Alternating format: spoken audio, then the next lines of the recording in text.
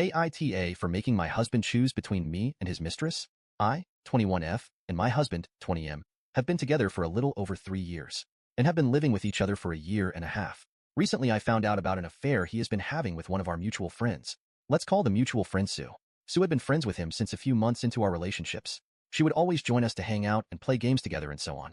Sue and I became friends quickly, but this is where things take a turn. She started to pull back from wanting to hang out with me, or even both of us together.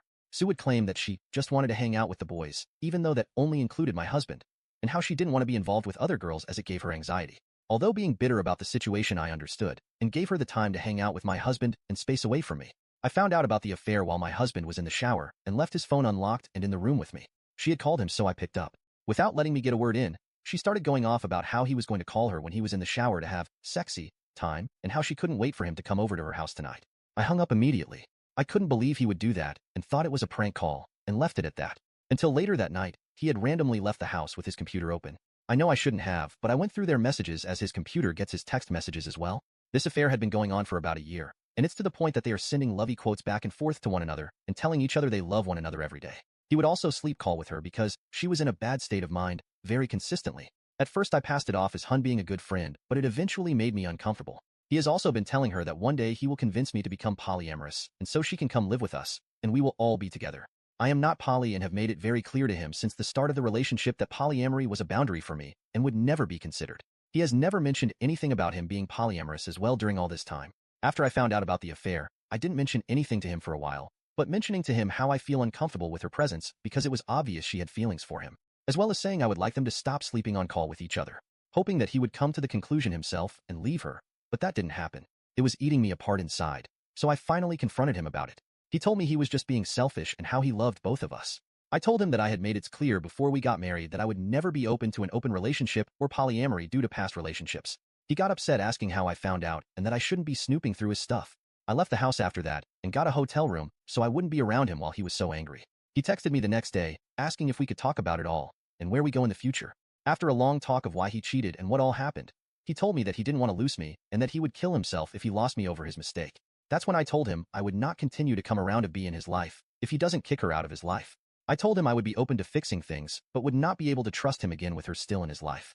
He again got very angry and said I couldn't do this to him, and I was ruining his chances of being happy. Now on to the next story. Story 2. AITAH for ghosting my cheating fiancé? So, I basically did what the title says, but for context. I, 27F, dated my ex-fiancé Jonathan, 29M, for 4 years, and we had been engaged for a couple of months. It was a good relationship, and I truly thought I would spend the rest of my life together, but I guess I was just too naive to see the truth. To keep it short, I found out he had been cheating on me with a mutual friend for a couple of months, and that group of friends in particular was covering up his affair. They were all acting strange. So I went through his phone and I found out they had like a separate group where they even made fun of me for not realizing. I was furious, and my first impulse was to berate them all. However, I ended up deciding to just disappear from their lives. Any confrontation was clearly a waste of time with this people. When he went to work the next day, I packed everything I owned, took all the money I put on our joint account, which was a lot. Since we were paying for our wedding, we were planning a good honeymoon and wanted to buy a house. I blocked them from everywhere, put my accounts on private, changed my number, and I went back to my hometown and stayed with my mom and stepdad. I was so mad I even left my job right away. I told my friends and family what had happened, and then I decided to go on a big trip with some of the money I had put on our joint account. I left for 3 months. I had the time of my life and came back home like 2 months ago. I was able to get a job here, and I decided to start dating again. It's nothing serious, but I have been seeing this nice guy for about a month. I'm just trying to put my life back on track. Anyway, recently my family and friends are telling me that my ex and our ex-mutual friends are bombarding them with texts on social media. They apparently want to know where I am and are asking how I'm doing, and they are saying what I did was childish and I should just talk to them at least. I have no intention of this. For me, it's a closed phase of my life, and I literally did nothing at all. I just left.